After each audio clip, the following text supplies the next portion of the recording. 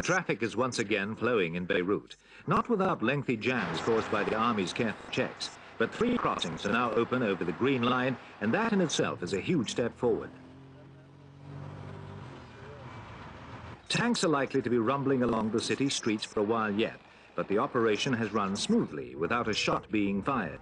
Bulldozers have already started ploughing away the countless barricades that just a couple of days ago provided cover for the warring Druze and Christian militia. The success of the army takeover paves the way for the reopening of Beirut's harbour and airport, expected very soon. For President Gemayel, that will be the best news for months. If his revitalized army manages to hold the peace, and if the ports can stay open, then the shattered city might begin to look like its former self once more. But in Tripoli, a different story.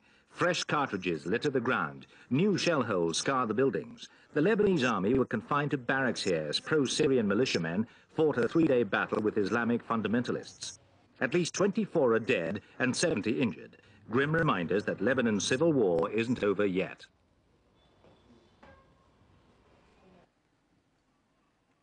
For once, the streets of Beirut don't echo to the sounds of rockets and automatic weapons. A fragile peace has descended. But there are still plenty of guns in evidence. These women are just one of Lebanon's groups of forgotten victims. Each of them has seen some relative, a son, a husband, a brother, a father, kidnapped by the Christian militias in their raids into Muslim West Beirut. They say they'll block the 4 crossings across the Green Line until they know where their loved ones are. Most of them are likely to be disappointed. 4,000 people in Beirut are missing. The Red Cross say that only 400 are still alive. Most of the buildings may be rubble, but the beach is still there, as is the funfair. It's a time for the shell-shocked population to relax. Only 2 months ago, many people went hungry because they did not dare leave their homes to brave the fighting. Now the waterfront market is open again.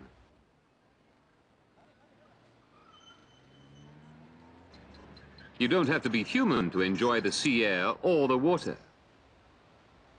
Politicians play their games while people play their own. Only this time they want the games to be less dangerous.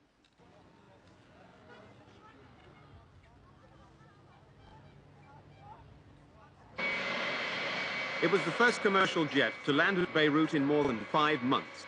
But the Middle East Airlines 707 landed to find fire and smoke on the runway yet again. Not a shell this time, but a protest demanding the whereabouts of those who have disappeared in Lebanon's decade of strife. The 108 passengers were shepherded through the airport amidst tight security. And with just a handful of flights due to take off and land during the day, Beirut hadn't yet returned to its former status of gateway to the Middle East.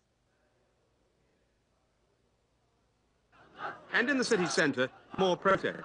All the newly opened crossings of the Green Line were blocked, and the triumph of Beirut's latest peace plan was beginning to fade. These demonstrators, mostly Muslims, fear that many of the thousands who've gone missing during Lebanon's troubles have probably been killed by the warring militia. 4,000 have vanished since civil war broke out in 1975.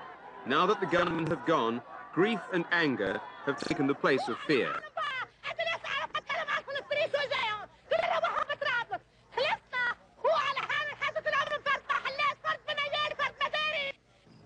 It's said there's not a family in Beirut who hasn't lost at least one relative in the fighting. Others don't know if their children are alive or dead.